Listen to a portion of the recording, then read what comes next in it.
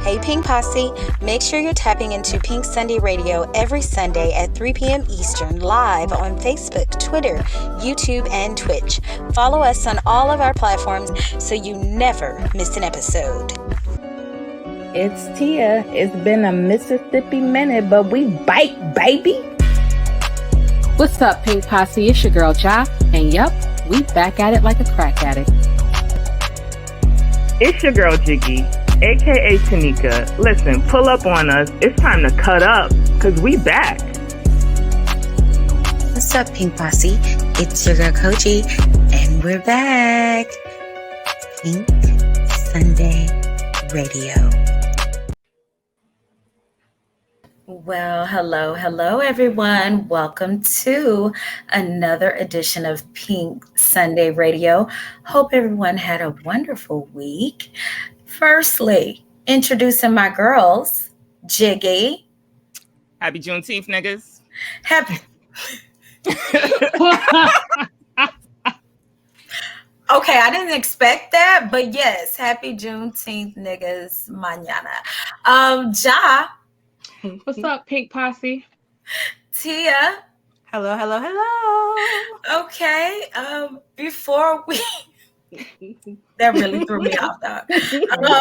Before we move on to disclaimer, we have a new Black queer icon of the week, and that is Pink Sunday Radio celebrates Pride Month 2023 by highlighting Black queer icons in entertainment.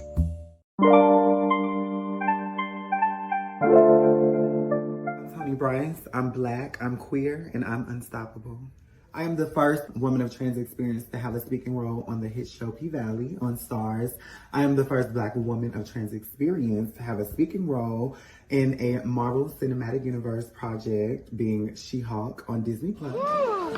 I get to split my wig for y'all heifers. Bitch, you thought you was dead. I knew it was y'all ass. That child what you want, you better go get him. If anything this pandemic has taught me is that Uncle Clifford rule number 92 is the truth. Life is like cocaine. It can be blowed at any minute. Well, none of us sure know about some blowing. The last time I seen your ass in jail, you was in there for soliciting. Child. Hoeing ass. What? You gonna give me a job working the pole at the paint? Careful, you know these niggas. Look, I get a house mother down. Come on, AT. Y'all not hate when y'all play like this. Clifford status stay clowning me. I like where I'm at and what I'm doing. Do you? Girl, what happened to you? Who did this to you? Are you okay? Okay, no judgments, but whoever did this to you does not care about you. You do not need him. Or her. Or them. But you do need shoes, because this is a public bathroom. Right. Yeah. Got some here. Take these right here. Yes, and then let's put this on. Oh, thank you, but I just need to get cleaned up. I don't need you to put makeup on me. Yes, you do. Do you have anywhere to go? I have to call my cousin to get me. Can I borrow somebody's phone? Oh, yeah, girl. Here you go. Because I'm sure when that day and age comes, and it's somebody else that's in a role that's Black and that's trans, baby, the blogs and the news are going to go crazy. And I'm like, well, I was here, but y'all didn't see me. And so sometimes it's hard to be seen in this world, period. But even sometimes in your own community when you're doing things and, low-key, opening doors, and people don't even realize it. So somebody else is going to get the credit that I know that I deserve. And it is what it is. It's a part of the journey. But I know the truth, and I'm going to document it. When nobody else is going to document it, I'm going to do that work for me.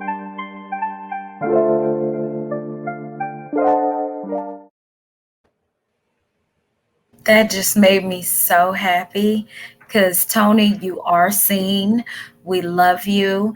And that was our Black queer icon of the week. So sending Tony love. All right. So we're going to have Ja give us our disclaimer before we get into last call for alcohol. All right, Pink Posse, the views and opinions expressed here are those of the speakers and do not necessarily represent any entities associated or what have you. This show is rated mature for language, and subject matter, but mainly language. Viewer discretion advised. Definitely language, because I think y'all know by now we have language. Since we are on video, you guys, I think we've kind of established now we are streaming on Twitter and YouTube, Twitch, Facebook. So comments are right there. We'll see them on the right side periodically throughout the show. We will read your comments. So feel free to give us a comment. Okay. If you want to join in the studio, you can do so. We'll bring you into the show. Okay. So, all right, it is time for our first segment of Last Call for Alcohol. Sorry, y'all.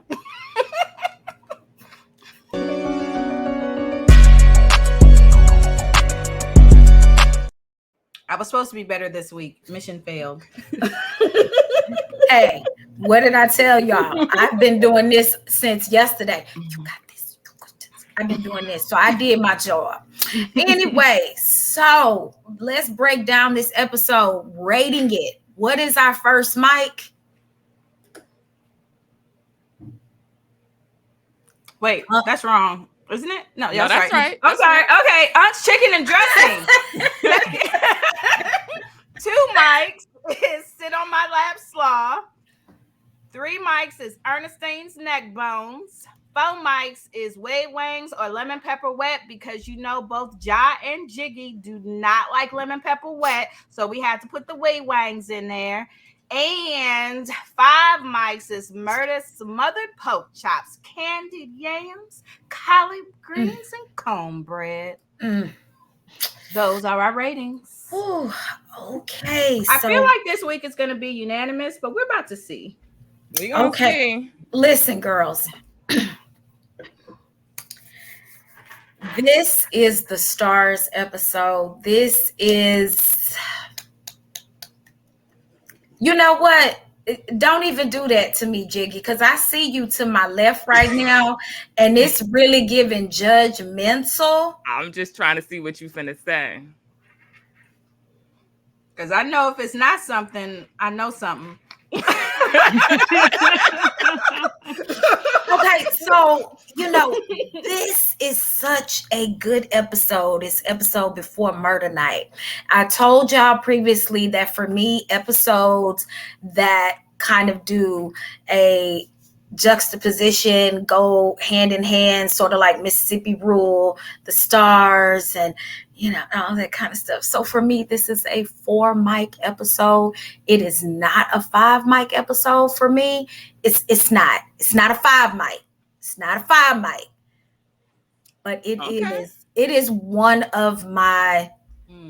We accept all wrong opinions. It's fine. All wrong ones, because I know something. I know something. 4 mics. It's not a. It's a 4 mic episode for me. It really, really is. Murder pissed me the fuck off. I have opinions on the conversation between him and Wody, but I still really love this episode. Tansy got it down here. Yeah, Tansy, I'm finna get to you in a second. We need to have more conversation after we get through these ratings. Because what?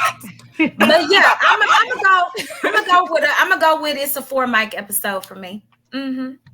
Okay. So go ahead. It's 5 mics for me. I don't know how it's not for everybody, but it's a 5 mic episode for me. Everything about it is like perfection. Like the only way that I would not give it 5 mics if I'm taking into account like other episodes, like Seeing the Stars is great, but then we have Murder Night and it's like, psh. But this episode by itself, 5 mics. Okay. I don't understand any other rating, but Jiggy? I don't understand anything less than 5 mics for this is a perfect penultimate episode to me. It is. So how do you say it's a perfect penultimate episode and then give it? It is.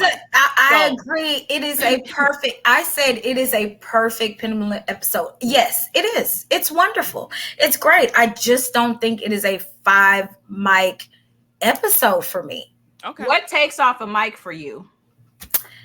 I feel that they wasted some time. I feel that it was, you know how I was saying, why didn't Sheriff ask Kaylee questions? Maybe I'm being too critical of things that I felt they needed Maybe that's what it is. Like, you know how you're watching an episode and it's like, why didn't they do this? Why didn't they do this? But that's me being critical of things that I felt like should have been done. Because it's just like, you literally saw Haley come out of the car and looked at the thing, and then you didn't. But then maybe that was a time thing. Maybe that's just me being critical, I think. I don't know. I feel like some scenes were wasted. We didn't need them. Maybe I wanted too much. Maybe I wanted more of something. I don't know. Maybe that's it. So we asked everyone else for their top 5 episodes. I would be interested in hearing y'all's top 5 episodes. Not today, but once we get to everyone else's. So for me, the way I rate episodes is there's 3 at the most 5 mic episodes. And those are your top 3 episodes. The best episodes of the series, the top 3, they're none better. So if you give it 4, I'm interested in seeing the 3 or 4 episodes that you think are better than this. I'm not sure. I mean, Snow has to be on there. To me, if you don't have Snow, oh my God, the episode of the show, Snow, right? So I know that a lot of people like Mississippi Rule a lot, and I love, but I feel like they like it because it ends with Murda and Cliff kind of standing in the sun, I feel like. And again, I love how they kind of do the callbacks, but it's not a 5 mic episode for me. No, Mississippi Rule is a 4. Be in my top 10 episode. It would be somewhere 12 or below. Like, I think sometimes we take single scenes and it's the best scene. We love this one scene, right? And we elevate the entire estimation of the episode off that one scene. And I can't do that for Mississippi Rule. I'm sorry, but 209 is in my top 3. Actually, it has to be. To me, it should be in everyone. 209 is in my top 3. Actually, so. I feel like Jai's about to tell us something, and we're about to know something. Oh, well, you know, she loved 207. Remember 207 Jackson is probably in her top 3. Don't do. I never said Jackson was in my top 3, but it is definitely one of my favorite episodes. Don't do me. Top 5. Don't do it. I actually feel like I agree. This is a perfect penultimate episode. Unfortunately, due to traveling, I'm more so half listened, but then it did remind me of the several scenes in this that I liked. So, which, Mississippi elevating Murda, because he was struggling. Of course, the moment when they go and see the stars is one of my favorite moments for so many reasons. And the Wody murder conversation is one of my favorite moments. So I didn't want to give it 5 mics. I didn't want to, but I think I got. Can I change it to 4.8? I don't eat pork. I'm gonna give it the yams and the what was else on the plate? The cornbread, the collard greens. But instead of like pork chops, I got like some I don't know, some of the weed wangs, but you had to elevate it with because I don't eat pork. I'm sorry, guys. I'm sorry, but it's definitely 5 mics for me. Okay, can I change it to 4.8? What you taking off the plate? Oh. What's the 5 chops, the candy yams, the collard greens. Candy yams can go. Honestly, to make my plate 5 mics, you got to get them yams off of there. Let me see. And cornbread. Okay, Tansy, we forgive you. We gave Tansy too much. She says she didn't mean that. You know what? You can take the cornbread off, actually. Why? If it was crawfish cornbread, would you want it on there? Oh, baby, baby, don't play with me now. Don't play. Don't play. Regular ass cornbread, some like dry. Regular cornbread can go, but the crawfish cornbread. Oh yeah, now the crawfish cornbread can stay. No, ma'am, and the collard greens can go. collard greens? I was just you don't like checking. the collard green with the smoked turkey up in there and stuff like Oh, that? no, I'm good. I'll let the collard greens can go, baby girl. We got to keep that Well, crawfish. that crawfish cornbread looked like a whole meal when Kogi made it. Did you see that? Did you see that? I've never had it before, so I'm gonna have to let y'all try that. It would be a good exchange. All right, I'm gonna have to let y'all try that because I'm not trying to die yet. See, y'all see Kogi trying to kill me. Don't let me try it.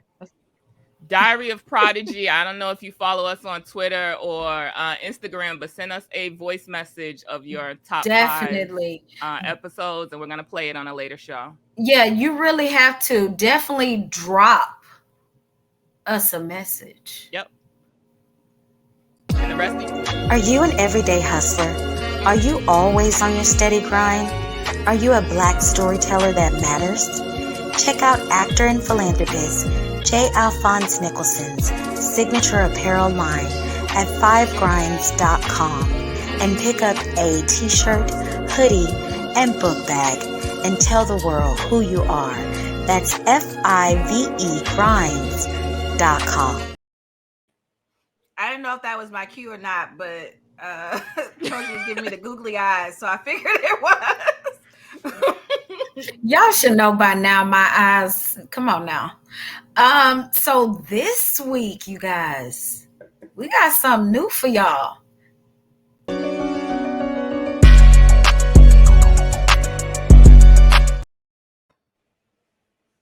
Now, Tia would put this shit first. Okay. Mayor Ruffin talking to Andre, child. So, in the scene where they're in the office and Mayor Ruffin is talking to Andre, you think that Mayor Ruffin is a saint or an ain't? I say he's a saint. I actually like in this scene, everything he said was right. Like for me with Andre towards the end of this season, he's making a lot of moves, but he doesn't understand the background behind how things are set up, which we find out like for real in season 2. And so when I'm listening to everything that Mayor Ruffin said, like points were made, like, and there's a way, and he wasn't even saying Andre was wrong in what he wanted to do. He's telling Andre, there's a way that you do it in Chucalissa, and the way you're doing it isn't the way, because these white folks are still going to be in power. They're still going to have money, and we go against them now. We may win this battle, but we're going to lose this war if we do it the way you're trying to do it. So to me, Mayor Ruffin is a saint. It's hard for me to say Ruffin is a saint just because it's Ruffin, but like I said on Twitter last night, he wasn't wrong, I think, in anything that he said here. So I guess I have to say I'm forced to say he's a saint. Right. But like what he was talking about, the graduation rate in Chucalissa, the unemployment rate in Chucalissa, everything he did, even though to Andre may have has some moral ambiguity or was not the way Andre felt he should have done it, because Andre doesn't really know Chucalissa, right? Andre hasn't been in Chucalissa in such a long time, even though he's from there. I agree with that. So it would have been interesting to see how Andre would have proceeded if he had won that election. I feel like he would have ended up kind of doing all the same things that Tidal did.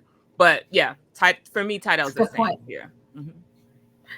That's a good point when you say that. Also, now that I'm thinking about it, I think when we go away to college and then, we have a certain experience and then we come back to our hometown, our mindset is very different when it comes to our elders. I mean, they are wiser, right? I mean, at the end of the day, they are wiser. They know, historically speaking. And sometimes it's very hard for us to swallow their words, because we feel like, well, we've gotten all this education, so we're coming back with all this education. And they're like, nigga, Nigga, I grew up here. I've been here. I know how shit works. You know what I'm saying? And it's very hard to take that because you want to become the Obama. What did Cliff call him? The what was it? Parade? Bootleg Obama. Bootleg or something like that. So great value Obama. Yeah, great value Obama. Exactly. So I mean, I can rock with it no matter how much I feel about the, you know. I'm so proud of you.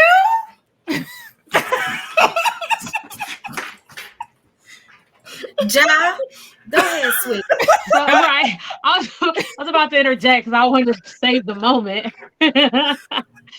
So I agree. I have to say in this particular, Ruffin is a saint, and I say that also because, like, to iterate kind of what you all have already said, he's doing all these things because he's like, yes, I can get my lick back, but he's not even paying attention to how it affects not only Chuckalisa, but his own godfather, who is responsible for him being the man, sort of say that he is. And then to get so indignant because he spoke to you. You know, a lot of people don't like to be corrected. A lot of people don't like to be told when they're in the wrong sometimes. And so when he throws shots at him, and it's like, you talking shit about me? I paid for your degree. You know what I'm saying? Like, you're a lawyer because of me. You're even in this position because of me. Get your shit together. He was absolutely right in this moment. And then, like what everyone else has already said, sometimes you have to play the game. You know, it might not be, you know, what might not be along the moral high ground, but sometimes you got to play the game. Sometimes you do have to play the game. And I think, can I say, look, you know what says it? Right. You're supposed to be hot or cold. I feel you. I know where you're coming from. Listen, lukewarm, okay. And you know what? When you're talking about playing the game, that kind of takes us into Wody talking to Murder. Talking about playing the game. You know what I'm saying? Because what did he tell him? You know, we got to get this money. You know, what you doing in the dark is what you doing in the dark. But baby, when you come to the light, we got to get this goddamn money. Because Wody, like, he really, truly, I guess, he really, truly believes the talent. He believes that Murder is going to be someone, regardless. If, like, you saw Murder struggling on that stage later on in the episode or before they got to that point. And so there's a little apprehension there. There's definitely some kind of what do I want to say, you know, where you don't all the way believe in yourself a little bit, but it's like Wody has that for him. He believes, hey man, you the one that's gonna get out the mud. So for him, he sees it, you know. So in a way, I'm like, okay, Wody is a saint. And I did put up a poll last night. It wasn't, and I feel like maybe that's the one I should have had you grab, Tanika, because that poll was about, if this conversation never happened, would the outcome in VIP, and I know it's murder night, but if the outcome, would it be the same in VIP? Some people put absolutely not, and then some people put nothing changes. And my question was basically like, would Murder still kind of treat Unc that way, even if that never happens? And I kind of feel like if they never had that conversation, Rome comes in, and we know how Rome talked in that situation. If you think about it, how the girls reacted to Murder, and him kind of getting that little taste of fame. So I still feel like he probably would have given some kind of reaction to him. But I think ultimately Wody was being a saint, kind of looking out for Murder. And so I think the majority of the people that voted in your poll voted that Murder would have still Murder would not have done what he did if Wody didn't make these comments here before Rome came. And that's the way I voted, but I still think Wody is a saint here. Mhm. I think Wody was doing what he was supposed to do, and that is Mhm. looking out for murder. I don't while I think what Wody said influenced what murder did, I don't Mhm. blame Wody for anything that happened in that VIP room, because Mhm. in everything that he said, he did not say go and do this. Right. That's why he's over there looking at you like, are you fucking great? Like what is Right. I What are you didn't say doing do right that now? now. What are you Yeah. doing? So I mean, because there are multiple ways murder could have handled that better and Mhm. still kind of follow Wody's instructions. So to me, Wody has always been a saint here. I've always been on the side of Wody is looking out for murder, and that's Right. his primary job. Make sure your career goes in the way that it needs to go. And I don't blame him for being concerned here. Yeah. I waffled between saint or ain't because it's when I clipped it last night and put it on the timeline. Like the middle part when he talks about, what someone told me about love, like you love who you love, and I love the support, like, hey, okay, you gay. Like one time, you gay, I'm cool with that because I understand chemistry and how human relationships work. Some of the end pieces of that I thought were a little rough. Like, but at the same time, I had to take that out of it because I'm a little rough sometimes in the stuff that I say.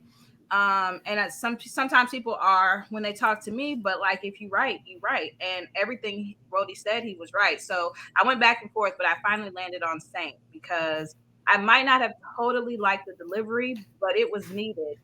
And I'm never gonna blame Wody for something that another grown man did. So I'm never gonna say it was his fault because like murder was like doing a much in that VIP room on his own. Murder. You right. And Q said nothing. Quita said nothing changes, but Wody definitely ignites the fear that Cliff was smothering out in murder. In my opinion, that's what Quita said. Ja, what you think? Yeah. So I've always had positive feelings about this particular scene, so I'm definitely going with Saint.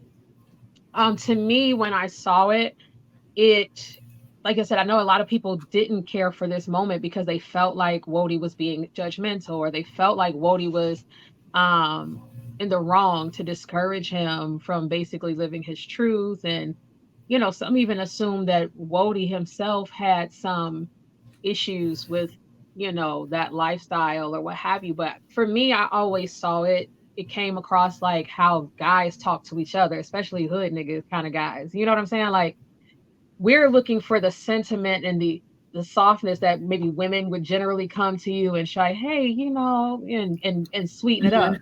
Guys do Mhm. not talk to each other like that. Guys are gonna come Yeah. in, they're gonna give it to you straight, and they're gonna say, hey, look, you trying to be a Yeah. rapper, and Mhm. that shit's not gonna fly in this world. And Yeah. I see that you got some personal feelings. That I Right. ain't down with it, but if that's you, Yeah. do you. But look, Yeah. you need to keep that shit under wraps, Yeah. not because Yeah. it's wrong or not because Right. I'm offended, but because if you want to make it in this business, we're trying to get our money up. We've Right. invested in this. Right. Again, what was just said, you have to play the game. So, Yeah. I've always thought Wody would be a saint in this situation. I Yeah. stick by And that. yeah, I agree with that. And I think you would be a saint to send in your music. Pink Sunday Radio celebrates Pride. Sorry.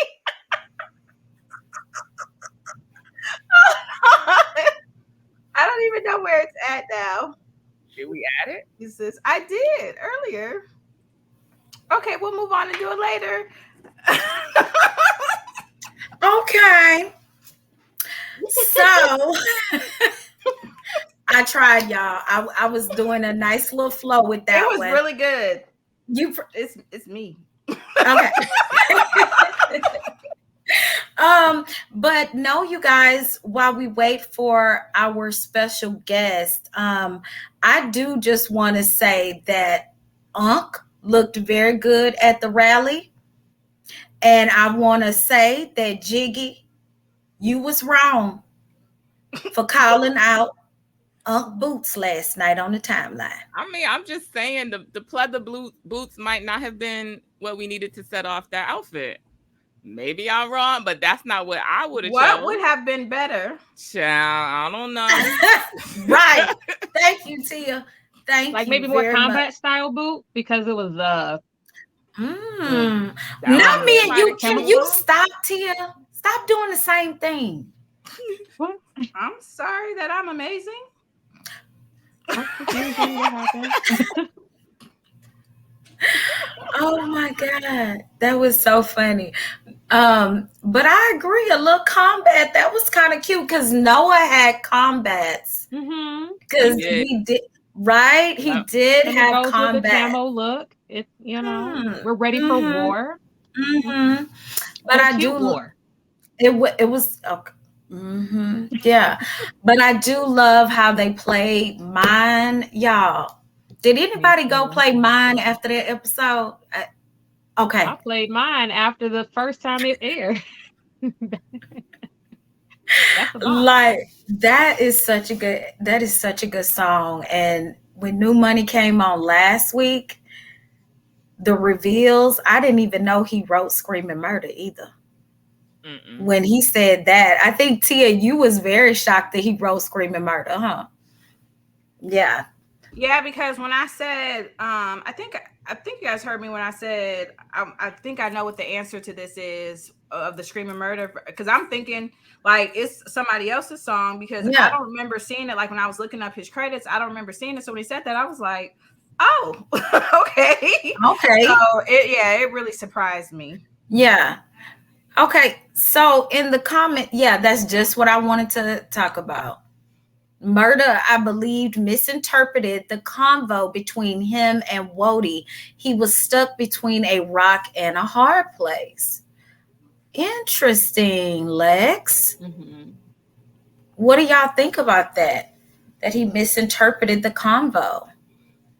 Like, I'm trying to think what part of that convo could have been misinterpreted. Like, he said, don't mess up this money.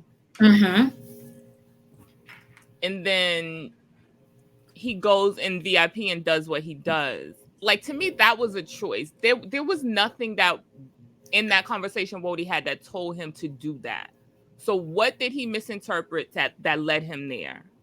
Right. Because there were many things that he could have said to deflect it from what Unc was doing. Right. As to not cause suspicion to come on himself. Right. I mean, it's her club. So he could have done a bunch of things. And I feel like Rome didn't know anything. Rome don't know you from a can of paint. So there's no reason for him to really be suspicious. I agree with that. This is Miss Mississippi's boss. And Mississippi is sitting in this room with y'all. So Unc has a reason to be there. So no, I don't think he misinterpreted anything. I think he panicked like he does often. And he did something that he regretted. Yeah.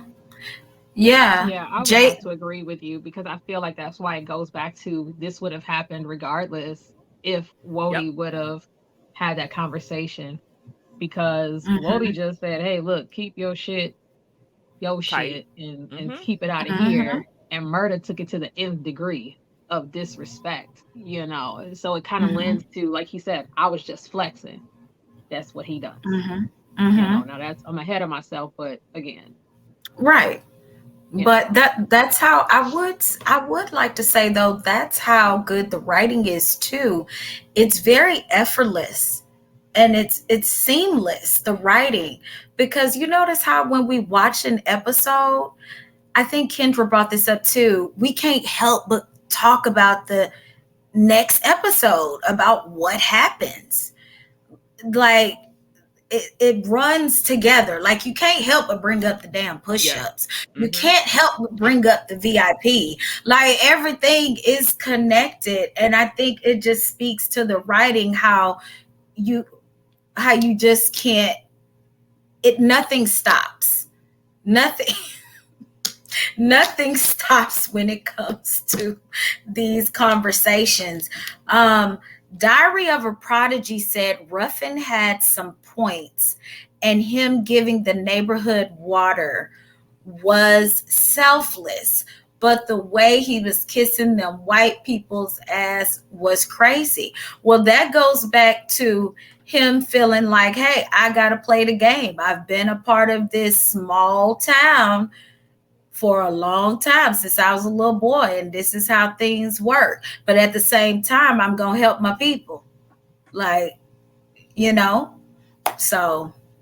Like, I don't think he wanted to kiss any white folks' ass, just from his comments and other times. Yeah. I mean, he had some stuff he had no choice. I feel like didn't he say he made some type of deal with the Kyles in order to yes for mayor or whatever. Right. If he did that, there would be kickbacks to them and they would get the money. Mm-hmm. So he did what he had to do in order to become mayor. And then once he became mayor, it was easier for him to help his neighborhood and the people that really needed help. And he had to kiss ass along the way, and that's what he did. And that's what he did. Exactly. So do y'all want to get into the next few Saint or Ain'ts while we wait for Danie? Yeah. Well, Uncle Clifford doing the rally with Patrice. That's, woo, I know you don't like to get on good sis, Jiggy. Sorry, starting with you. It's crazy that you assume that I'm about to get on my good unc for this. That's interesting. Well, I didn't say you were, but you know, I just know that. And I still ain't. Ain't no way. Exactly. I mean, like Ruffin, sometimes you got to do what you got to do. Like, Patrice was the best person to try to end the casino. I mean, who else could have done it? I mean, I guess Unc could have done it by herself because she have got the church folk and everybody down here to get enough signatures. No, she needed help. And I feel like she went to the right person. Okay. So Mercedes had a problem with it, but okay, Mercedes, you leaving the club soon anyways. Right. Got to do what she got to do to save her stuff. And very true. What issues with your mama are your own? And I must say, honestly, Mercedes did a bit much at the cash checking. Baby girl. She definitely did. You really? You hope somebody IUD blow up? Baby girl, like they don't know your mama. Like they don't know, as far as they know, this is the pastor, this is the like they don't know nothing about this. So like exactly, they're not like coming after you. They just talking. Girl. I like that. It was such a bit much. Damn. Right. I understood her reaction. Like, damn. Girl, the anger was a lot. I think, Tia, you were on the timeline and was like, midnight blue black? What? It was so much. It was so disrespectful. I know she wasn't necessarily saying it disrespectfully, but you doing a lot. You haven't even given my good sis time to explain. Like, you are on go as soon as you sat down in the chair. And then at this point, does Sadie's knows that the club is in trouble, right? Like by this point, she knows full well. So like, I get you're upset, but like, I'm a person that I can be upset and I'm in my emotions, but I can be very objective as well. Like, and something I'll say to people is, I don't agree, but I understand. So like, to me, this is I don't agree with you teaming up with Patrice, but I understand why you did it, because you have called in all your favors. You've tried to do as much as you can. If we can get Patrice on here, she's got the ear of a whole lot of people in this town, more than I do. There's a whole community of people that she actually connects with that will never connect to me just by the way they looked at my good sis when she was walking up into Raleigh looking as good as she want to look. Yeah. So with that, I've made sense to me. Like, she's a saint. It's something I don't think it was bad to do, because the ultimate thing is Mercedes, even though right now you say you never gonna dance again, but like, this is the place that was your home. Like, just like she said to, what's the girl's name? The Mayor Ruffin's assistant. What's her name? Eloise. Just DJ like never Eloise, scared like, mama. Okay, I graduated you. Make sure you're not the last bitch that was graduated. Yep. Make sure you're not the last bitch that graduates. Same thing with Mercedes. Okay, at this point, you're technically graduated. Make sure you're not the last bitch that the paint graduates. Like, So yeah, I thought Mercedes was doing a much, especially for someone that ends up doing all she has to do to survive and later stuff that she said she would never do. Like what my good sis did, she ain't getting paid to fuck. Like, so like let's come on, we're sinning, plank and eye, all that good stuff. Like, no. Yeah. Yeah. Okay. Ja, you have anything to add?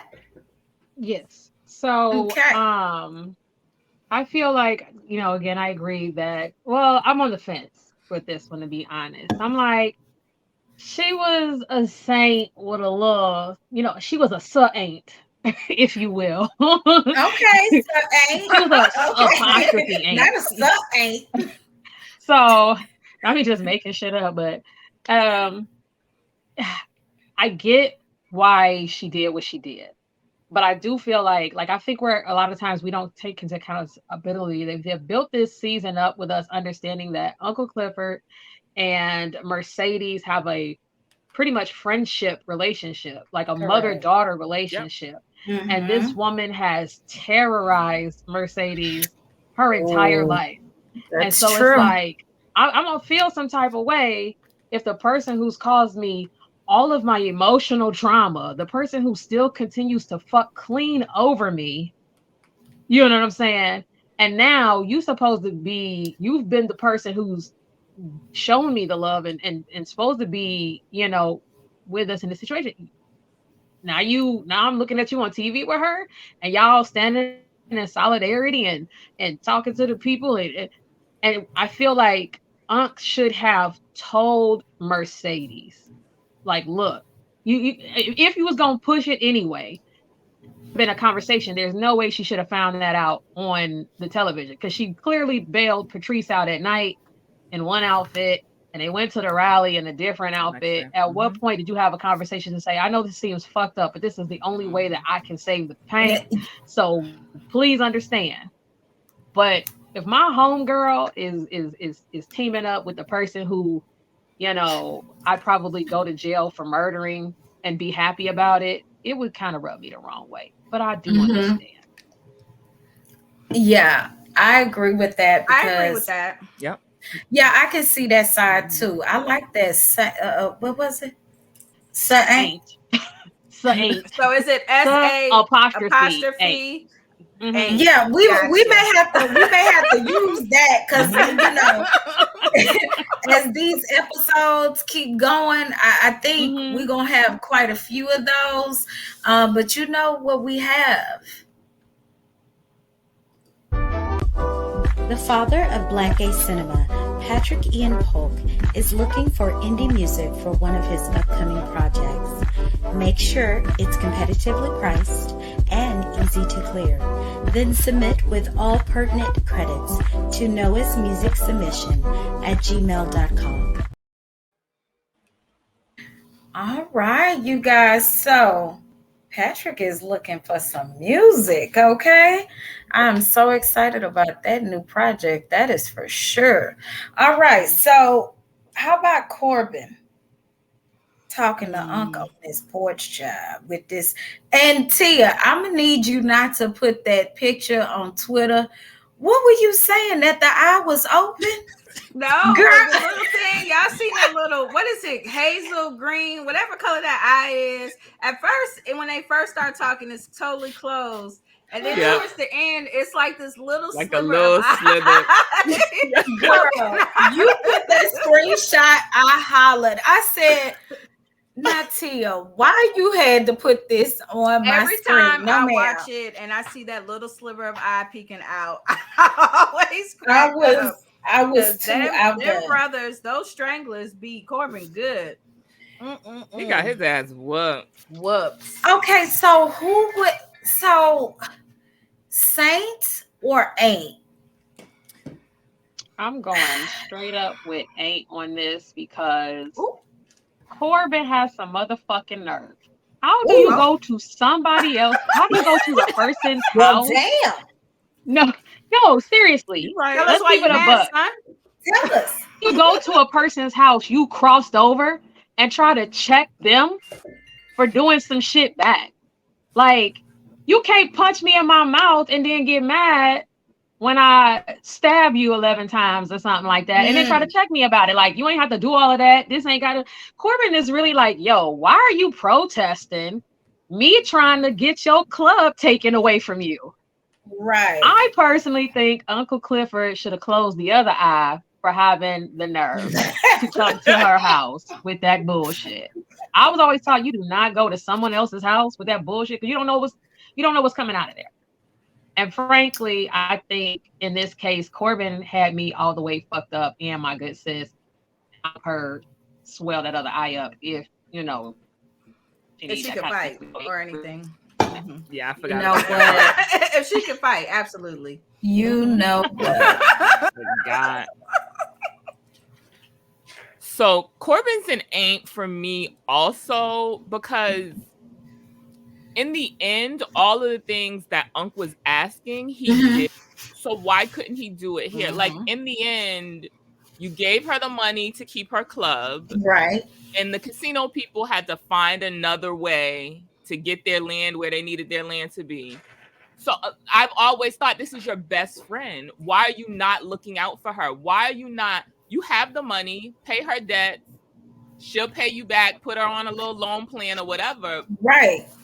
But you know her and it's one of your closest friends. This is more close as family to you than your brothers who over here whooping your ass. So when you were making your deal, I always felt Corbin should have been looking out for her. Right. When they had that conversation in the field when she was in the red, she was so happy because to her, it was like, oh, if Corbin's about to eat, I know I'm about to eat too. We all finna get this money. Yep. And it was Corbin, I'm about to eat, but at the same time, I'm gonna make sure Uncle Clifford starves. And I'm like, why? So you didn't have to do this because what she wanted happened in the end anyways. So he's an ain't for me.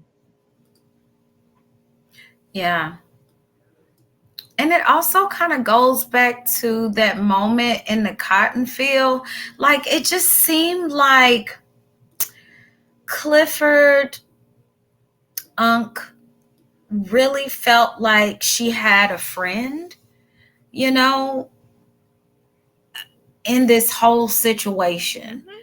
And the backstabbing and the behind the thing, like it just really, I don't know. I felt very bad for her. I really, really did. Because in that moment, it seemed like she felt like they were some kind of team, like back in the day, that Corbin was going to look out for her and not turn around and do that. So I can't lie. Get the fuck off my porch. I know you ain't come here, baby. I know Chuckalisa General is down the street. You can there. Like, don't come here. Yeah. I'm sorry. Like, no. They probably have been a team many times before this. Right. So it was a natural assumption for her to make. And well, I mean, because just because I'm the dom and you the sub, bitch, not today.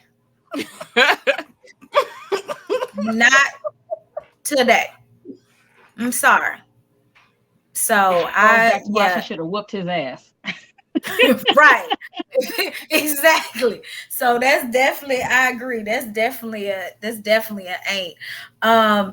Did y'all feel like there were any more saint or ain'ts in this situation, like in the episode? Y'all don't want to know if I thought Corbin was a saint or an ain't? Holy shit. No. Girl. I mean, it's cool. We can go on. No, we can move on. Baby, listen. No. Listen, I've been baby, I worked hard on this, honey. I worked hard, okay? I worked hard to perfect it today. Come on, Tia, be a girl. Who is the saint? Like, I totally think that Corbin is an ain't. Points were totally made on this porch. However, all of these points, he has talked to who's supposed to be his best friend. There she many times before now. So I'm like, all of this should have been said like in the field. Like this is why this makes me an ain't. in the field when Uncle Clifford was like, "We gonna be making money. I'm gonna be next door to a casino, all this other stuff." That was the time for Corbin to say this, Yep. not at Exactly. this point. So that's why Exactly. Corbin is 100% an ain't to me in this situation. And ain't. And you know who ain't a ain't and finally made her way. Our girl. Our girl, Miss Danie B. Hey girl. Hey, girl. Hey my honey. How you doing? Doing great. How are y'all doing today? We're so good, my dear. So happy to have you. We just been having a good old time going through this episode, child. This mess of an episode. So tell the audience about yourself, because when I read up on you, Miss Thing, I had no idea that it was the pandemic that you started doing your nail art. You have to start there, Missy. Tell us. Well, I have been working in television and film as a makeup artist for, I don't know, maybe like 10 years now. My great grandmother was a nail tech in her like kind of extra job pastime kind of life, and so I've always been exposed to nails. But because I chose makeup artistry as my career, I never really had time to like focus on nails and learn it or do any of those things. And so then the pandemic happened and I needed something to do. And so I started, doing a little bit of experimenting, and I found some like online certification courses that I could take and, classes and different stuff like that. And I just kind of locked myself in my room. I was going through a really bad breakup at the time. And so I just kind of had locked myself in the second bedroom and focused on me and what I was trying to do. And by the end of 2020, I had booked They Clone Tyrone. That was my first show doing it. Are you serious? So we're going to see your work in July. All right. Oh my God, that's awesome. And so in television and film, the nails are the responsibility of the makeup department. So it wasn't a really big departure from what's already my department. And in the pandemic, things were still shooting, but they didn't want talent to go to the nail shop because they just, it was like too unsafe. Yeah. It was just a really weird time. So after I finished kind of getting my first certification, I was just doing like kind of gel manicures, maintaining talent that was still working. And then I booked They Clone Tyrone because one of my really good friends and mentors, Jeremy Dell, was the department head for that. And also Jay Donnell, who was our department head for PValley, also was the working on They Clone Tyrone as well. So we all have known each other for a really long time and kind of did and, work with each other and lean on each other when we need to. So. So when you're introducing yourself, what is your elevator pitch? What do you tell people you do and who you are? I just tell them that I'm a makeup and nail artist, that I work in television and film. That's it. I don't really... Okay, that's it. That's it. But like, what do I do for work? Then that's what I'm gonna say. Who I am at work and who I am outside of work are not that different from each other. But okay. Exactly. So I think you said your first like huge moment was the Oscars, right?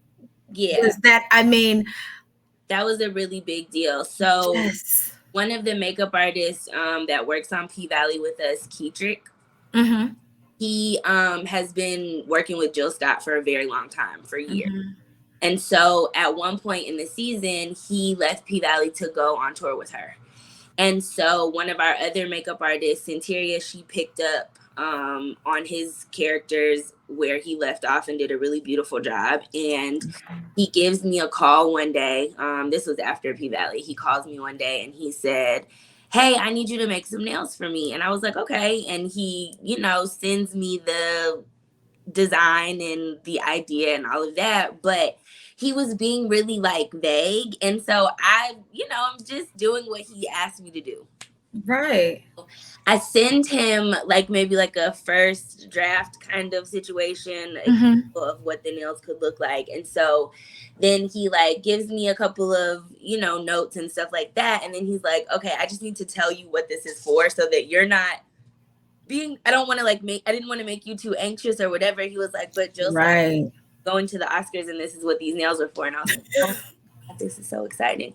And for me, that's, working in television and film, that's That it. is the epitome of, More than that. yeah, And I talk about all the time how I just, that is, as a makeup artist, I feel like working in television and film, even if your film is not nominated for an Oscar, to still have your work walking the red carpet of the exactly. really big Mm-hmm. deal.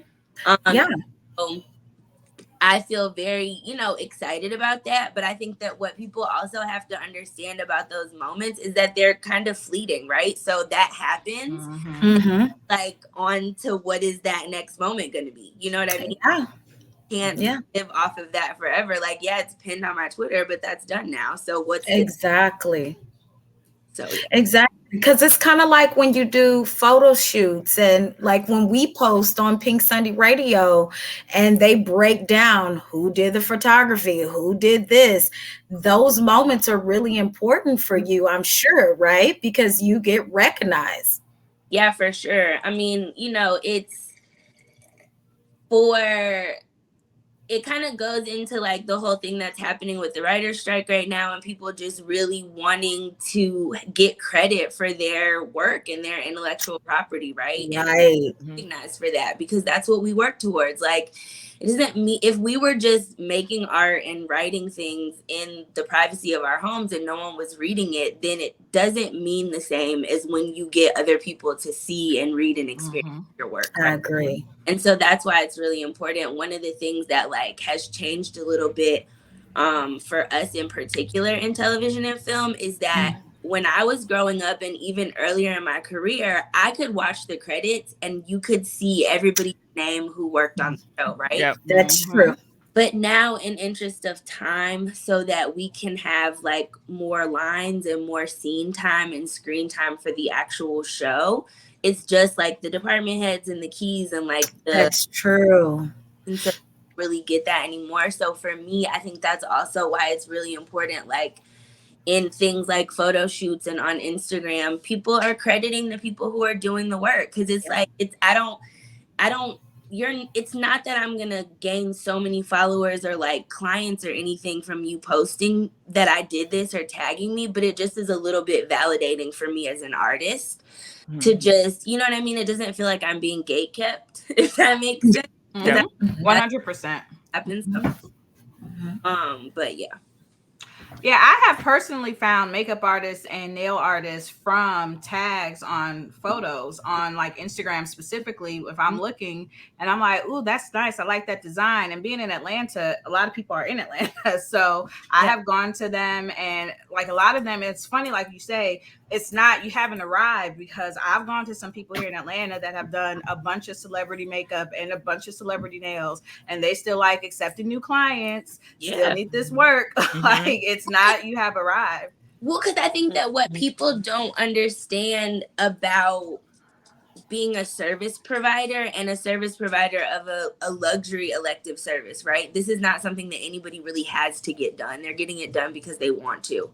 And so when you think about that, working with celebrities, it does pay well sometimes. It does get you exposure, but by and large, that's not what's paying our bills daily. It's the women who come and get their nails done every 3 weeks or every 2 weeks, you know what I mean, and are getting a fill, or the girls who, have a lot of weddings to go to, or have, you know what I'm saying, whose husbands or boyfriends or partners or whoever are going to galas and different stuff like that. Those are the women before I was getting on shows consistently. That's who's paying my bills. Like that's who's keeping it going. During the pandemic, I maybe did like 2 weddings, but exclusively was living off nails. Like that's that was it. And it was, you know, I was doing mostly my other people who were working in television and film who also couldn't risk going to the nail salon, right? So they were coming. Right.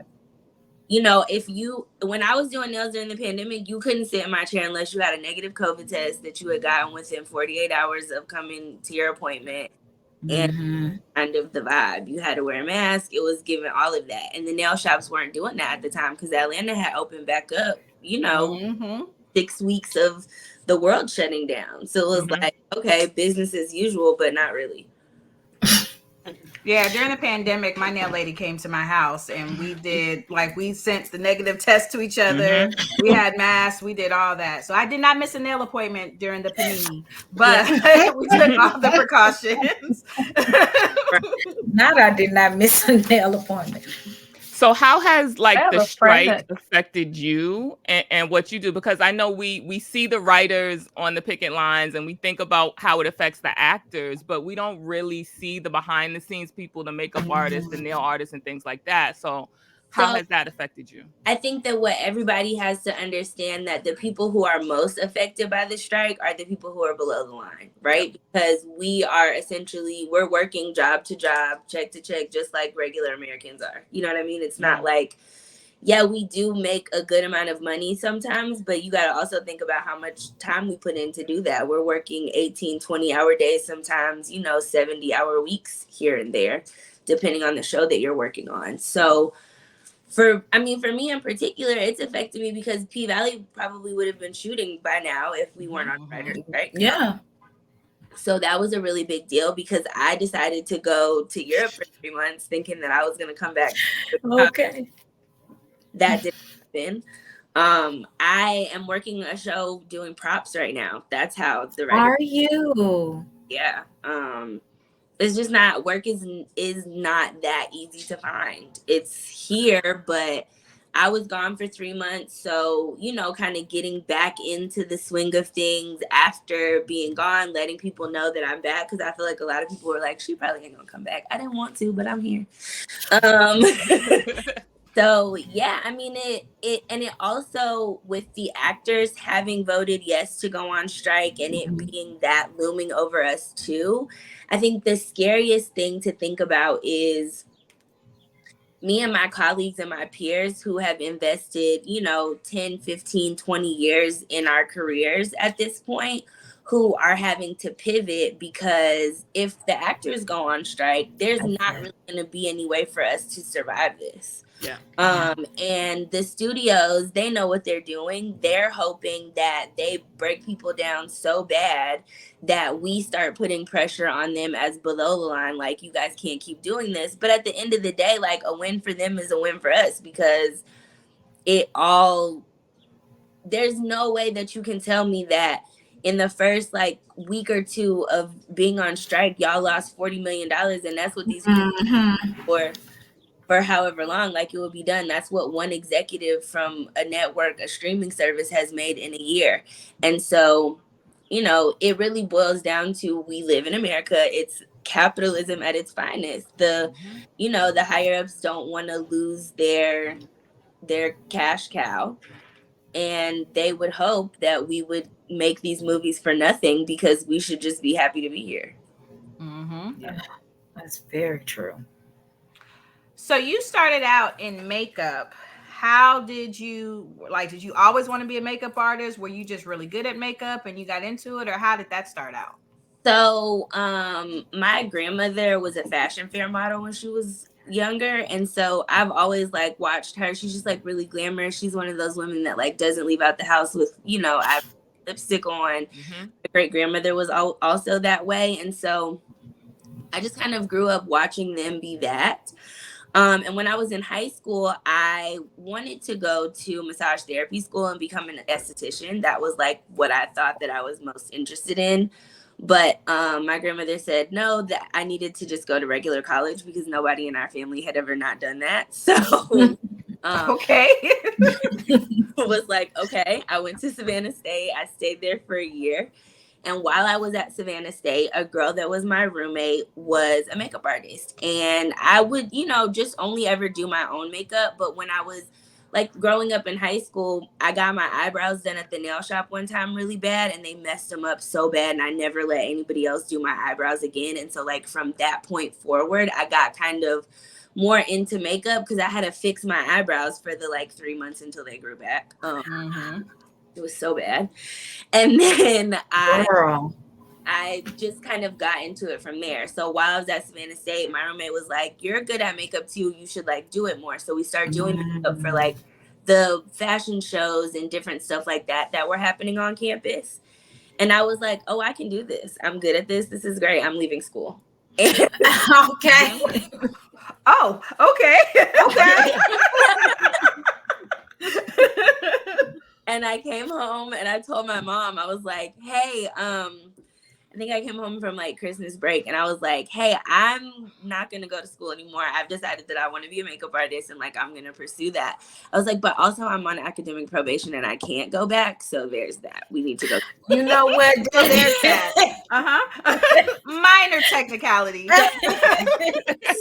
Oh my God. No, there's not that.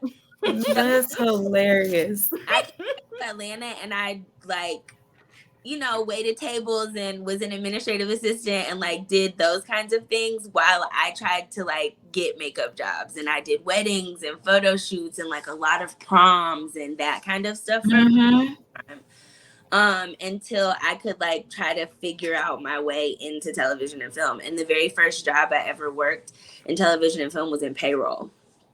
That was like my mom knew a lady that was the accountant on Single Ladies season 2. And she was like, well, I need a payroll clerk. And I was like, okay. And so I started doing payroll for her and I started looking at makeup artist checks and I was like, oh yeah, this is absolutely not you.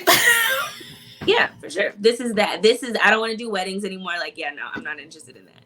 But I also knew that like when I was deciding what kind of makeup artist I wanted to be, when I saw the makeup that was on the front of magazine covers and on red carpets, that was the aesthetic that appealed most to me, right? And so it, a no makeup look, very skin forward aesthetic that I went to, which ended up working out so perfectly because we get to do the juiciest, most wonderful skin on PValley because everybody's hot and sweaty and Chuckalisa, so it's great. Okay. Perpetual summer. It's pretty nice. Perpetual summer. That's the perfect description because everybody be sweaty. Everybody, you know what? Now see, I didn't even go all the way in. All I said was everybody. I didn't name no names. Girl, Danie, let me tell you something. Now, see, I don't know how often you watch or listen to this here, but one thing about Tia and Tanika, they are gonna shade, okay, with the sweat. I didn't name no names. I ain't said nothing. But I've been quiet. Tell me what is happening with the sweat. Is it too much sweat? Is it not enough sweat? There's one particular character that may have a nickname of Musty because he, she, or they are usually pretty sweaty. I'll tell you that shooting, we shot P-Valley we started shooting in June of 2021. So it was hot as hell. And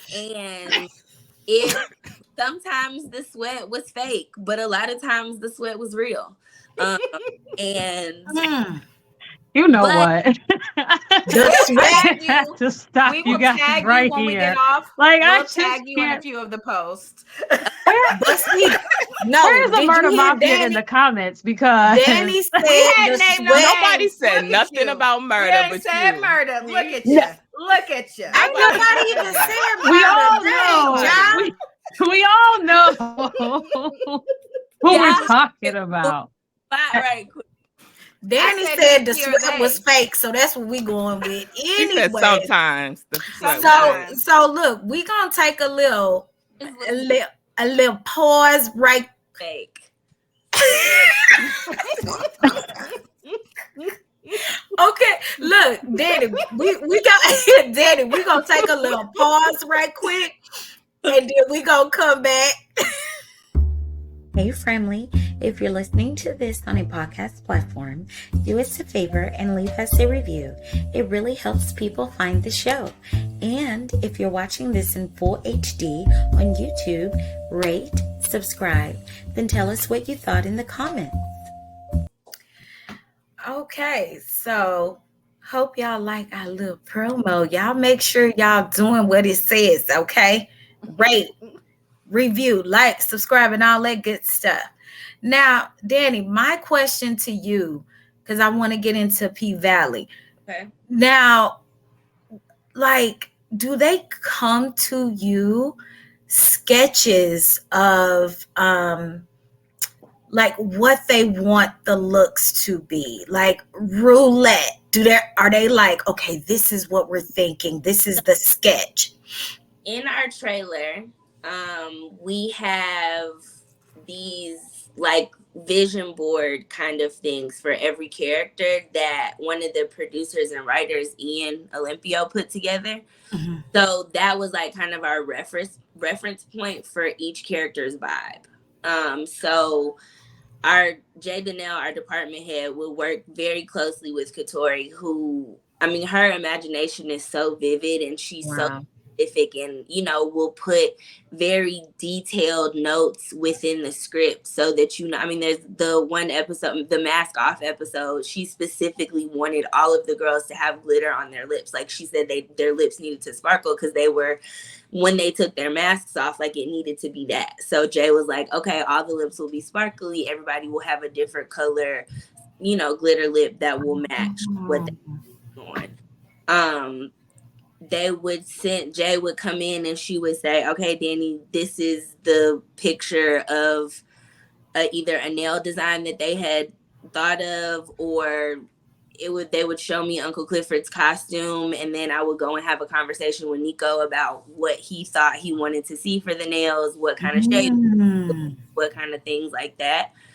And in our culture, we like to match things, right? So your hair is going to match your nails, is going to match your outfit, is going to match your shoes, is all of those things. It's a color story. Mm-hmm. And each episode kind of has its own color story and vibe, and each character has their own color story and vibe. And so you kind of just work within that to make that go. And I would work really closely with Nico to figure out exactly the kinds of things that, he felt like should go on Uncle Clifford's nails and those kind of things like that. I love that. So yeah, it was, I mean, when you have somebody who gives you as much detail as Katori does, I think one of the things that blew my mind the most about working on PValley is, working in television and film, you don't really get to take it there all the time because everybody needs to look pretty realistic. But on PValley, we would take it to the place that we thought was there, and Katori would be like, well, what about a little more? Okay. Right. More? What do you mean? You can really use your creative imagination, which is amazing. And I love where this is going. She was like, but can we take it up a notch? And they're usually asking you to like pull it back some. And so that was really like inspiring and makes you really feel good as an artist that you can like really push yourself and kind of take it there. And Jay Danielle, our department head, was just really incredible because she's a wonderful artist. But she also does such a great job of knowing what we can offer as artists, even if we don't always know. And so I think one of the most difficult tasks that I was given on PValley was I had to create these Megan Thee Stallion inspired anime nails for when she was in the studio with DJ Never Scared. DJ I remember those nails. And so Jay sends me these pictures, and they're portraits essentially of these anime people, and I was like,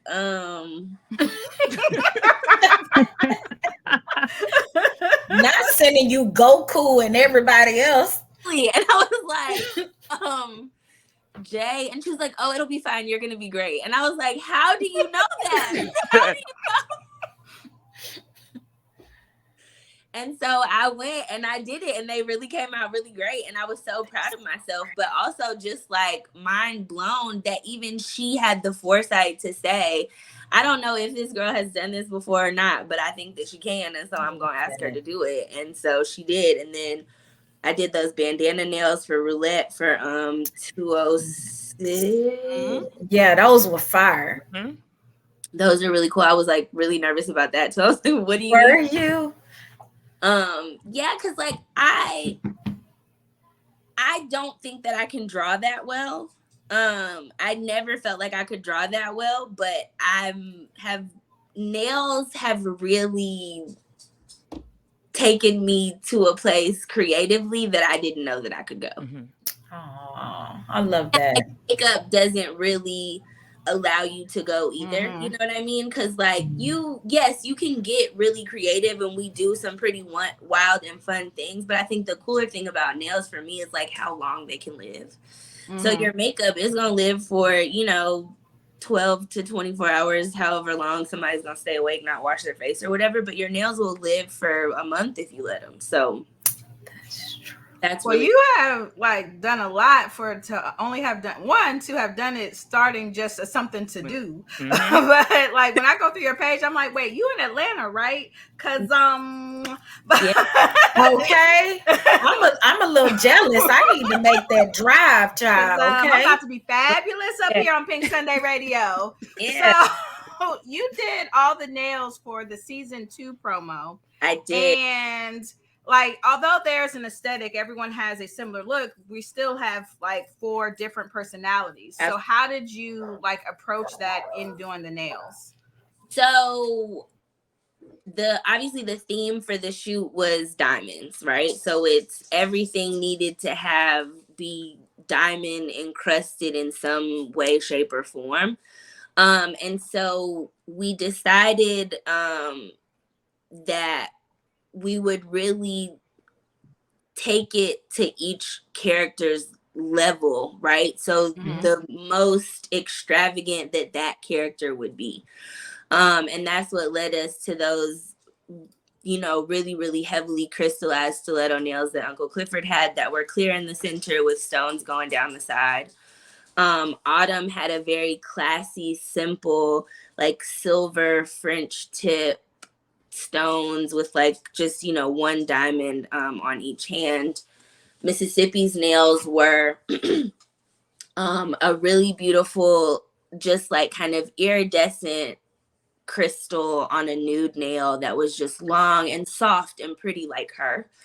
And then Mercedes had, I believe we did like a really beautiful, almost like disco silver glitter that was just kind of all over, that just really encompassed kind of just the OG that she is, really, because she has, I think, one of the most classic kind of nail styles of all of the characters. She wears her nails kind of the same all the time, which is true to who I think her character is. And so that was, man, that promo shoot, we had a crazy few like months shooting already, because we shot that in October.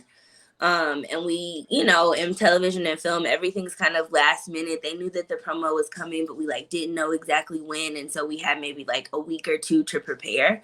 And so I had to make like, I don't know, 12 sets of nails or something in a couple of days, in addition to what that's crazy. That's how that video there's the video that you guys have that I had posted of me doing Uncle Clifford's nails that are in the promo. I was literally finishing those on the day. Oh my God. It was just getting so crazy. Yeah, and then Whisper and Roulette both coming in.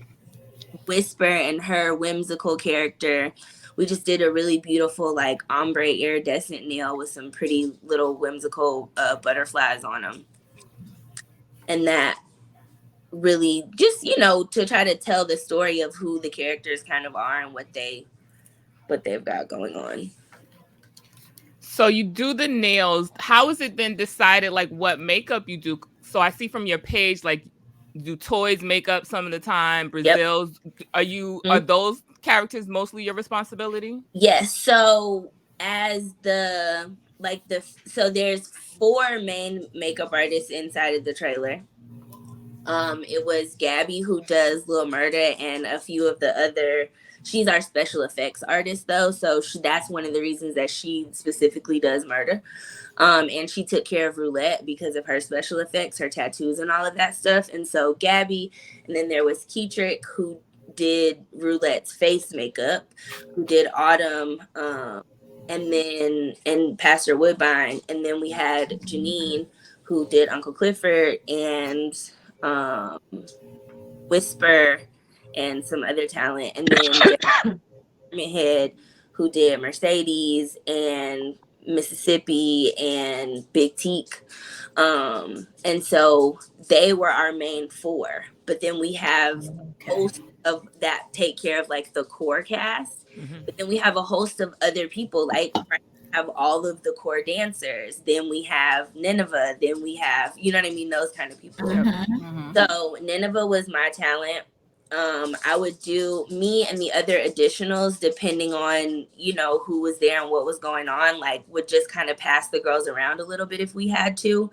When Nineveh was on set, I would like trade off Toy or Brazil or one of the other girls, and, you know, so that I could take care of Nineveh. Because she had so much speaking role. And so you know, when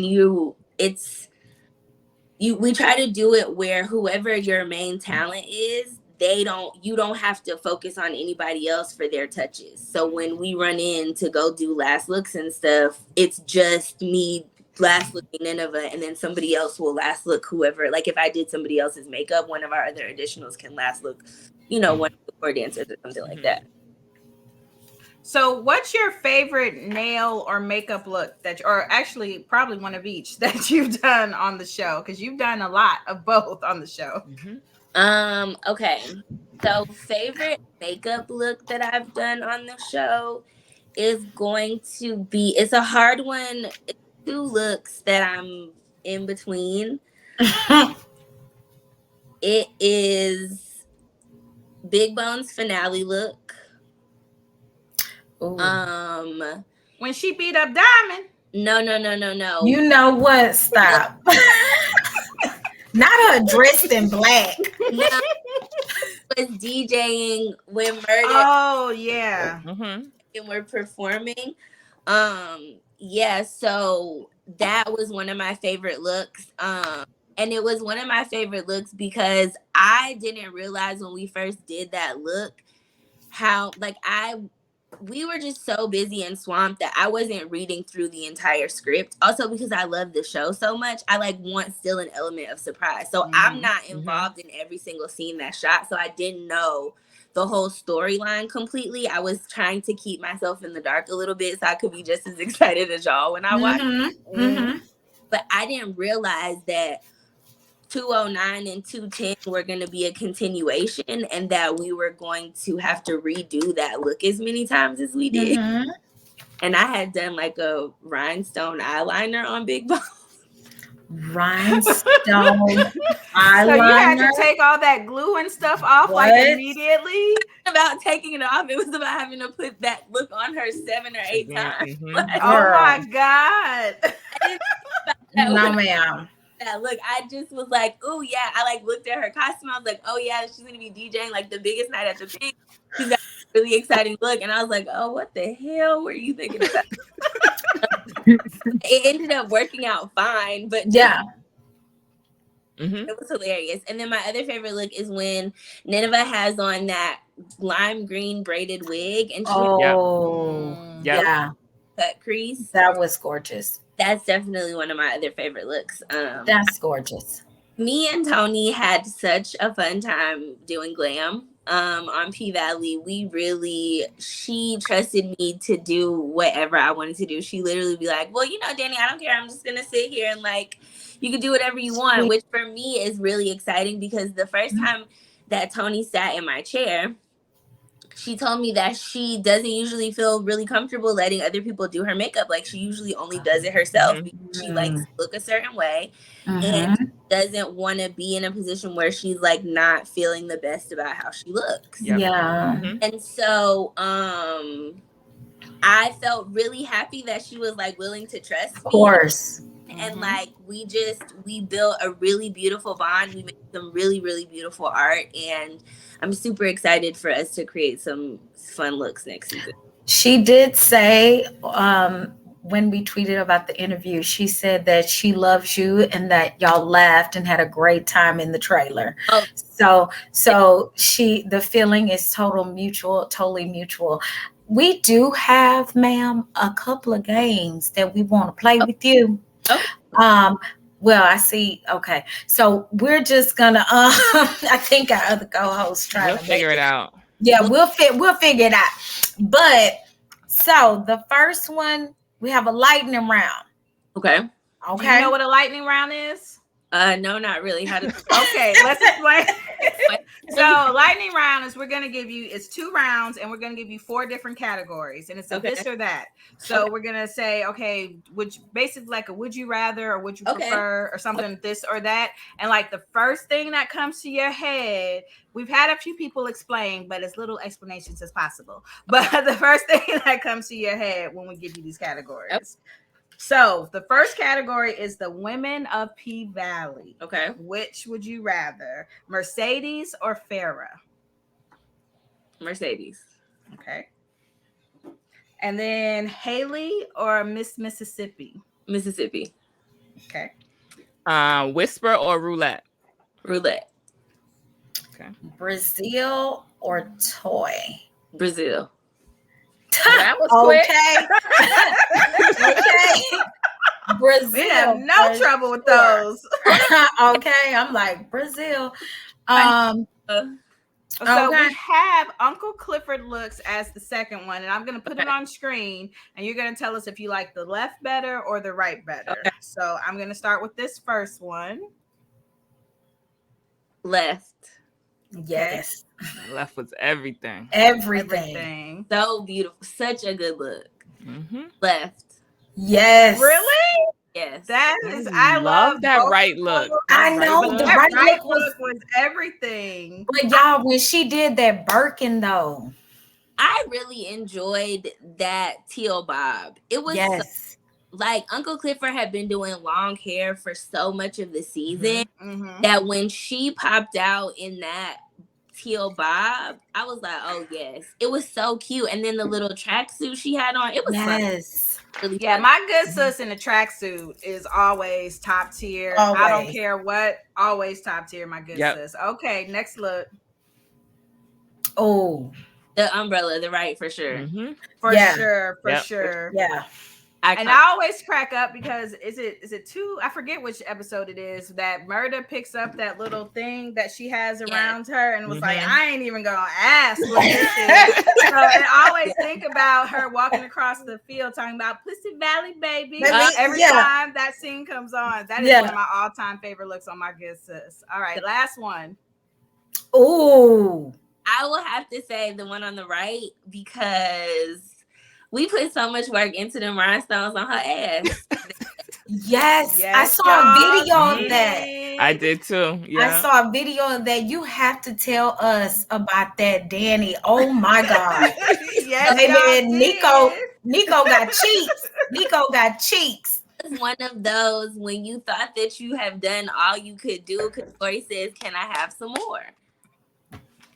So they call, so I'm an artist, right? And I do like a lot of things. So I have a Cricut machine and I can do, make stuff with the Cricut. So Jay calls me and she's like, hey, can you come over to the trailer? I need you to have a meeting with Janine and Nico about this performance look. And so I'm like, okay.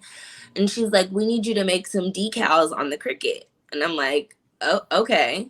So I go over there and they show me this logo. And they're like, can you make this decal because we want to incorporate it in the makeup in some way? So I'm like, okay. So I go home, I make the decals, I come back, I make them in a bunch of different sizes. And so Janine tells me that she is envisioning doing this like kind of superhero look that has, it's like a band of color on the eye, but that we're wanting to incorporate something some way into it. So I'm like, okay, well, if you put the sticker down and then you put it over it, it'll leave a empty space where that is. So we do that. And so then I'm like, well, let's put some rhinestones in the empty space. So we put the rhinestones in the empty space. So now it looks like she has on these like monogrammed sunglasses kind of moment, very like early 2000s vibe, or Gucci. And so we do that, and I go and I show Katori, and she's like, "Oh yes, I love that." And she's like, "Well, what else?" I'm like, "Girl, I can stops. What do you mean, what else?"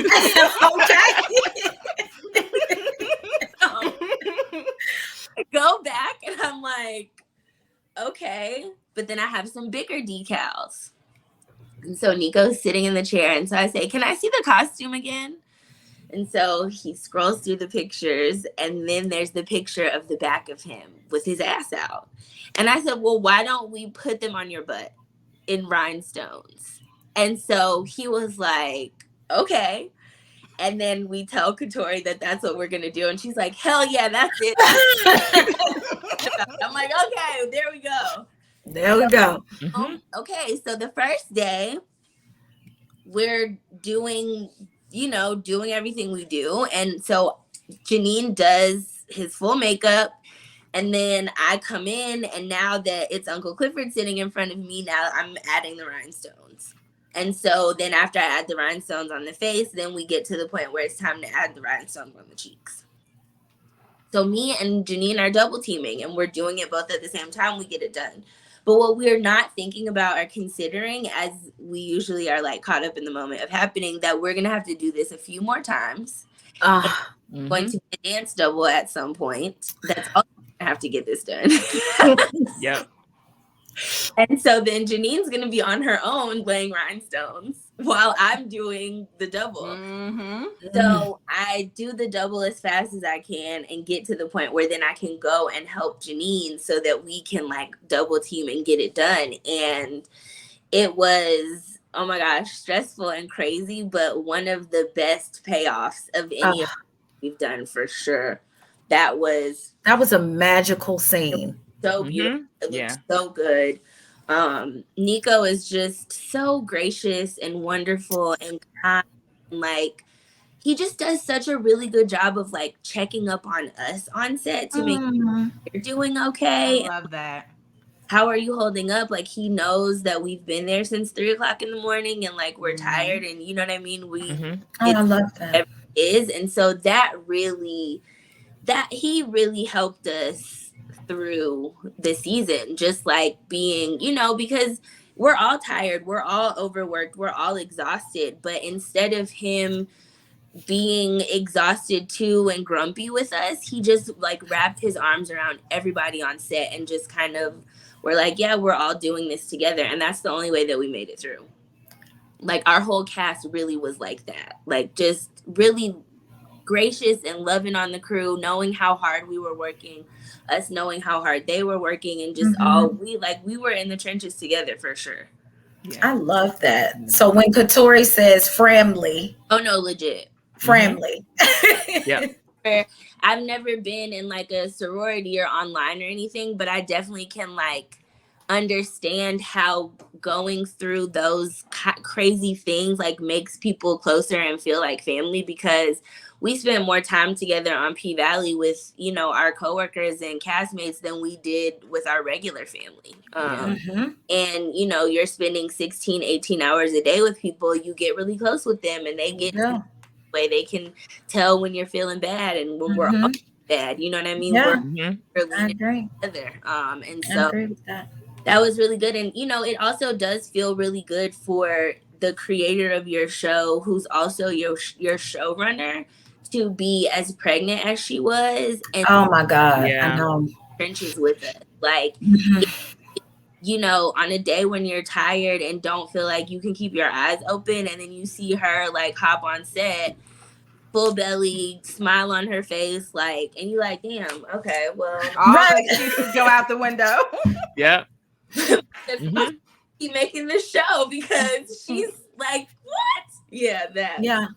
I agree so with is that. PValley of all of the television and film you've done, is PValley your favorite set or the set that you felt okay? I'm gonna say that PValley is my favorite set because I remember the first time I heard of PValley. I was in Savannah working on a Hallmark movie, and the girl who was one of our ADs was like, we're standing in the parking lot, and she's like, I just got the craziest call. She was like, about doing a show called Pussy Valley. She was like, they're gonna call it PValley. She was like, but what the hell kind of name is that? And I was like, I don't know, but I'm interested. My gay ass. So, no. Pussy, I'm in. Okay, pussy. I said, put me on. What? She was like, and I was like, that sounds really interesting. And she was like, well, I'm gonna read the script next week and we'll see. I'm like, okay. Fast forward to, I don't know, a year later, and now it's, you like hear about it in production that it's happening, and then the pandemic happens. And so then it starts the promo and we hear that it's coming. And from the very first episode, I was like, I have to work on that show. I need to work on that show. Like, I knew that I needed to work on PValley. I could feel it, right? And so then they clone Tyrone, and my friend Jeremy tells me, he was like, hey, I got an interview for PValley. He was like, I'm gonna submit my lookbook for it. He was like, I hope it goes well. He was like, because I'll have you come do nails if I get it. I'm like, okay, great, that's gonna be wonderful. Well, then John Boyega asked him to be his personal, and he's like, I'm gonna go be John's personal. Jay Danelle's gonna interview for it. And I'm like, okay, fine. So Jay interviews for it, she gets it. But because of the sheer magnitude of what the makeup is on PValley, she had to start with the nail artist who did season 1 because she like understood how everything went. Right. But literally after like 2 weeks into working on PValley, I think one of the artists had like maybe a wedding or vacation or something that was already planned before we did PValley, and I went and filled in for him. And when I was there, she was like, we really need an extra makeup artist to be on regularly. She was like, but I don't know if they'll approve it yet, so we're just gonna see how it goes. I'll just keep having you on as many days as we can. She was like, because me just even putting people's press-ons on the day was helping them out so much. It was like an extra. I'm sure. And so then I don't know if like a scene got changed around or a costume got changed around or something, and she needed me to make some nails for Mississippi like on the day at work. It was for episode 203. The episode Dirty Dozen. When they're outside at that gas station taking pictures of the car, that was the black and white set. That was the very first set of nails that I made for PValley. Wow. So, and then Jay was like, okay, this is easier to have you like there's nothing wrong with the way that the other girl did the nails, but it was just like having somebody on set where if we had to make a decision to like make some new nails or something happen on the fly, whatever, I was just already there, made it so much easier. And then when we ended up getting that, the promo information and having to do that at the end, and bust those nails out, ended up doing the nails for the rest of the season after that. I think that is amazing. Your journey is amazing. And I am so glad that we got to talk to you today. I really am. I just want you to tell everyone what you have upcoming. Tell people where they can follow you. Let us know. So the most immediate thing that's upcoming is They Clone Tyrone is going to be premiering on Netflix on July 21st. Starring John Boyega, Jamie Foxx, and Tiana Parrish. Also, our boy Jay Alphonse is in that movie. Yep. So check it out for sure. I did Jamie Foxx's nails and Tiana Parrish's nails. So that was a really fun thing. That's coming out. Honestly, I don't know any, like, all the other stuff that I worked on most recently. There is I did work on Patrick Ian Polk did like a Noah's Ark spin-off kind of movie. He has his project. Yep. I don't know what it's I don't know what they decided to call it. I don't know what channel it's coming on. I don't know when it's coming out. I did nails for that movie. So I love that. Worked on there. And trying to think something else immediate that's coming out. Nothing really. Obviously you guys should always be watching PValley over and over. They're always playing the reruns on Star. So if you just want, we're rewatching on Saturday. We're watching every Saturday night. So. Every Saturday night. Yep. And I am taking new clients in Atlanta. If you guys want to get your nails, I'll be reaching out. All of those things. So my Instagram and Twitter is DannieB_did it. If you go onto my Instagram, you can click the link in the bio, and that has all my booking information. You can see what my calendar's got. Check and check. Anybody listening, would like to hire me for something, I would love to be working. So yes. Okay, my dear. Thank you so much again for joining us. Thanks for coming. Amazing. Also, thanks so much for all you do to keep the things going and the happenings happening. I feel like y'all are single-handedly doing the work to keep P-Valley trending, which we just appreciate that. Oh, you're so Thank sweet. you. Thank you, my dear. Yeah, because the work does not go unnoticed. Know that. Thank you very much. Thank you. Well, we will get back with you on the timeline. Thank you so much for coming out with us today. All right. All right. All righty. Bye. Bye. Oh, that was amazing. That I had so amazing. much that I still wanted to ask her about, but we'll have to have her on again. I know. I had like a bunch of pictures over here, and I was like, okay, listen, we don't have time. Listen, we on strike, and so we don't know when we're coming back. We'll circle back for sure. We'll have her on. All right then. So I don't know if y'all know, but we have another podcast. We have bonus content. Hey P-Valley family, make sure you're also tapping into our Noah's Ark rewatch every Tuesday at 10 p.m. Eastern. Details will be on both our Twitter and IG pages. Make sure you're following us and use hashtag Noah's Ark rewatch. All right. So I want to know, you guys, 107, who is the...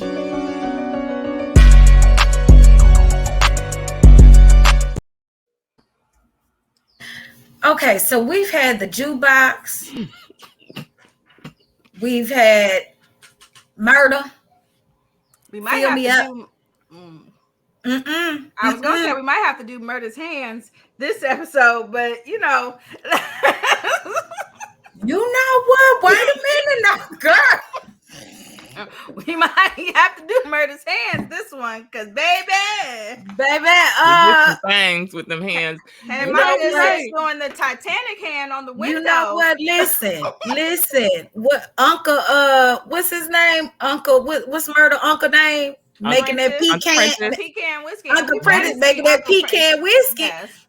Hey, that is Uncle Prentice next season. Yeah. Because that pecan whiskey was making things go down. The bottom bitch, man, who is the bottom bitch? Who won this? I don't know. I guess, you know what? Maybe Unc is the bottom bitch. Maybe Unc is the bottom bitch this episode. She usually is the one who calls on the bottom bitch, but maybe she did her big thing. She really was going around trying to save herself and her people. So, she was doing what she could. She was even trying to hand the sheriff a little change. I think she was just fed up on this day. She was trying to save her club and save her people. She gave us prayers. She said all the money niggas, the drug dealers. She is just trying to save the club and her people. So I'm gonna say the bottom bitch is my good sis. And that's all I'm gonna say. All right. That's it. I see where you're coming from. I feel like it has to be Murder. I'm not sure I can choose anyone other than Murder. Mm-hmm. Just for his thoughtfulness and taking my good unc to go see the stars. He knew she had a lot on her mind. Mm-hmm. So this scene is one of my favorites of the show. For sure. I hesitate to drag Murder as often as I do just because of this scene. So I'm gonna give him the bottom bitch. I feel like he did his big one with that one. He did. To me, it was the thing that really led Uncle Clifford to start to trust him and believe in some of the things that he said, and that backfired on her later. But I'm not gonna hold that against him here. Right. So I think he has to be the bottom bitch just for seeing the stars. I agree. That was the same thing for me because like I said before, I have to kind of compartmentalize this episode because the next episode it all goes to hell. So I'm like, girl, all of this don't mean shit once we get to this VIP room. Oh my god! And he does the absolute most for the least. But I was very shocked because for me, he's still very much in at this point. But this is, I think, the beginnings of we seeing him. He's so in love with our good sis that he don't care who sees them. Yep. He doesn't none of that is on. It's like, no, I love you. I'm going to show you how much I love you. And she's keeping stuff close to the vest. So she's not really telling him everything that's happening. He's kind of hearing it. Pink's closing down and all that kind of stuff. But that's not a conversation they've had in the many off-screen rendezvous they had to have had to have the relationship that they have on screen. So they've touched on it, but he do enough that it was like, hey, I'm going to do something to make her feel better in the midst of his turmoil. Because this is his first performance. This is all of this is happening really fast. He's nervous as hell, all of that. But it's and this is the thing that Tanika says, it does make it sometimes hard to fully drag Murder because multiple times he'll back in season 2, he's reeling from Teak, but he's still checking on every time there's enough and that's rare. That type of wherewithal where I'm going through my shit, but I'm still holding space for my partner, no matter what I'm going through, and holding space and not putting what he has on her. Because in the car, she's trying to check in with him. It's your debut performance and all that. And he was pretty much like, no, I'm cool, but what about you? Yep. That's true. Yeah, I'm going through some shit, but what about you? And it never came back to him. It was constantly, what about you now? Except for when he was trying to get some stuff, he could take time. But then he was like, I'm gonna make it time. But that's my thing. It's all of these gestures, the holding her hand, coming down, the assertiveness with the stop worrying. He looked like, you don't but what he says is stop worrying. I love this. And this to me is the quintessential Unc and Murder. It's this is the rule. The fuck shit is the exception. But this was the foundation, the rule of if they're together, this is how she'll be treated. So I just have to give it to Murder for this episode because everything is so thoughtful. Yeah, I do agree with the thoughtfulness. And one thing I will say about Murder, he's young, but he is so self-aware. I think maybe that has to do, like he said from the very beginning, I have an old soul. And that is very, very true. Listening to you guys talk about how he is with good sis, he is very self-aware about how you should treat someone that you are with. Mhm. And I think that is something that she has lacked. I don't think Yep. she's had that before. And I think part of that is very it's so new for her. And I think that's a reason why she is kind of like, whoa, what is this? If you don't get your ass on that bus and gone somewhere, boy, you know, I Mm-hmm. know we're ahead, but I think that's part of why she really kind of pushes them away. Because it's like, boy, if you don't go on somewhere with all this chivalry and all this good loving. Yeah, it's So why Now, she's hesitant mhm. to trust it, and then that's yeah, why she's so hurt, and it takes her so long to let him Mhm. back in once he messes it up. So yeah, very true.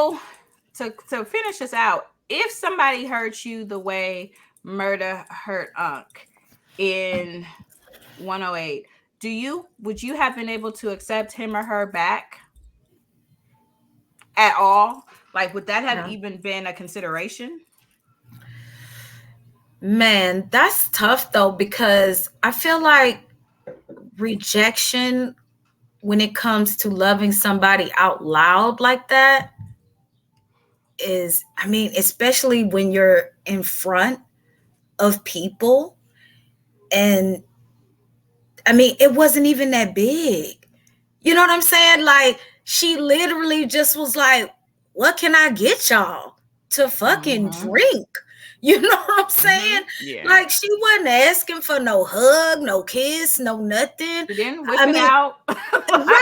Like, right, bruh, she literally just like, what can I get y'all at the be and just touch your shoulder. Like, you just really made it so much worse for, I mean, it's just crazy to me. So I guess for me, maybe I'm just like you, Tia, say.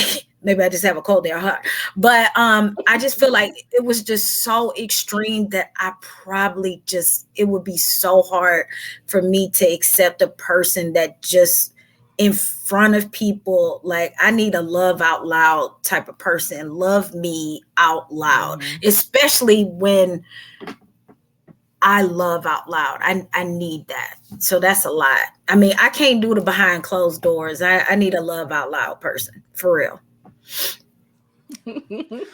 I would have been tempted to fold too, Kendra. I can't lie. Yeah, Kendra that says him door. showing up at the door would have made me fold. I'd have been like, I'm So Now, now listen. No, now I don't. listen. Now you know what? Hold I on, would have hold been on. tempted. Now you know what? Now, if a person can show me, now maybe if you can show me, that's different.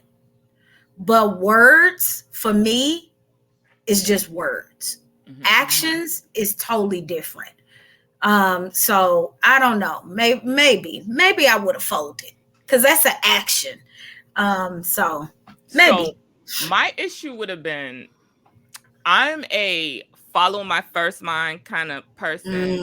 And if I Mm, tell you I have an issue with something, if I tell you I'm nervous about something, if I tell you yeah, I'm not sure yeah, if this is going the things that you're telling me are really going to work out the way they say that you say they're going to, and then I step out on faith and you prove to me that I should have followed my first mind, I knew it wasn't going to work at all in the first place, Mhm. yeah, then I don't know if I can go back and forgive, especially that. Like, she was mortified in that room and she was already nervous about this. So Mhm. I don't think I could have. Like, I'm all for a sincere apology right, and change behavior, right. but I don't know if I could have stepped out on faith again when my mind told me none of this was going to work out the way I wanted it to in the first place. So I don't think I would. I would have been tempted to fold, like Kendra said, at that door. But I would have remembered how I felt in that damn room, and you're not gonna make me feel like that again. So Yeah, So I don't know. So I think at this point in my life, at my big age, probably not. mhm. Like, I think I feel like at this point now, murder ain't at no big age. So because I'm about Unc's age, so I'm sorry if 22-year-old, however the fuck old, murder played in my face like this at 40. Yeah, no ma'am. Like, I would be looking at myself like, babe, how did you get here? How is the 20-year-old playing you in your face in your club? Like, I would have to do some personal reevaluation on what decisions did I make to get to this point where this young boy is sunning me in my club. Like, what is going on? 10, 15 years ago, I probably would have taken him back. I don't know if I would have folded at the door. That would have been an inch. I would have needed I would say a grand gesture. So I would have probably needed something more that would have made me at least be open to it.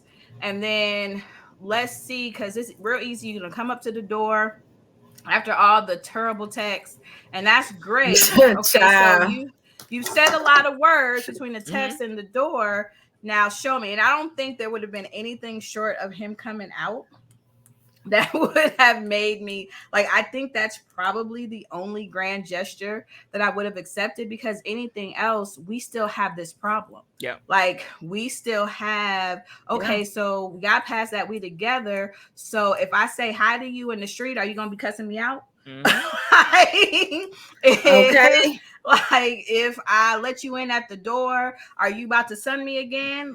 Like, what are we going to do? Like,